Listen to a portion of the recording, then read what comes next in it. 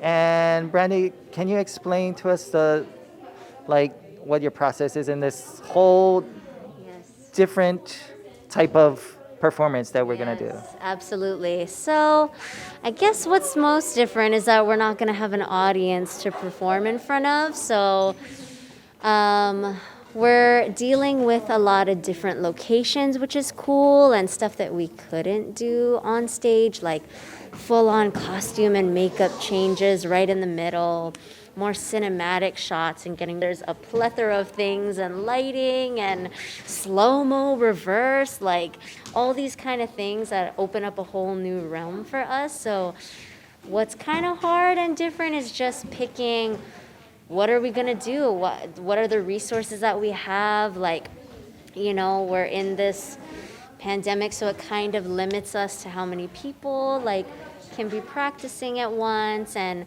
how close we can get or where we can film. But I think we're doing really good with using our resources and kind of outsourcing stuff and getting people to help us with ideas and sets and all that. So that's kind of what's, making our job a little more difficult, but also really, really fun and kind of pushing our creativity. So it's really cool.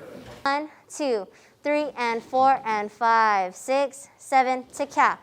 1, 2, 3, and 4, and 5, 6, 7, 8, and 1, 3, 4, and 5, 6, ta ta shaka. Left, right, up, right, left. I got. So give me the eyes. Try to make sure that it's not make sure there's energy in those fingers, yeah? Especially when we go ha, ha, ha, ha, yeah? Ha, ha, ha, ha. Try to really stop flat and not 1, 2, 3. Seyo, imantija. 1, 2, 3, 4, and 5, 6, 7, 8.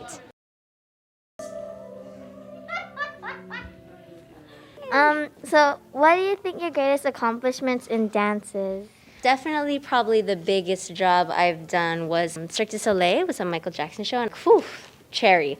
I like being on stage, and then now I've kind of taken it more towards being a choreographer, teacher, directing and stuff. So what do you think the hardest part about teaching during this pandemic is? Definitely not being able to have everyone in a room close together. We're limited on numbers, so learning virtually has its curves. Definitely, I think the hardest is that a lot of studios had to close down. Thankfully 24/7 hasn't, but lots of studios, especially in LA where I was and I was teaching regularly, now they're done. I don't know when they'll ever come back, so that's kind of the sad part. It's really financially hit us, and we'll probably be the last group to come back because we're so not essential, you know what I mean? So the show that I was in is they don't even have a return date, and they're all just waiting, which is really sad. But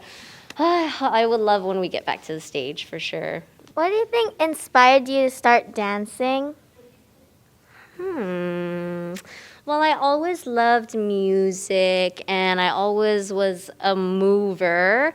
But what kind of started me off was, I guess my mom put me in hula and then a movement class in preschool. Hula's too slow. I don't want to do hula. And then I actually came here when I was really young. I was 7. There was no keiki company or anything yet. And Marcelo was a big inspiration. And even for teaching, he was the one that was you should teach. So I'm wow, I'm 15, I'm teaching a class, how crazy is this? So definitely the studio and Marcelo played a big part in solidifying oh, this is what I want to do. This is how I want to keep inspiring other people. Yeah. Thank you. Thank you. Good job, Thank little you. interviewer.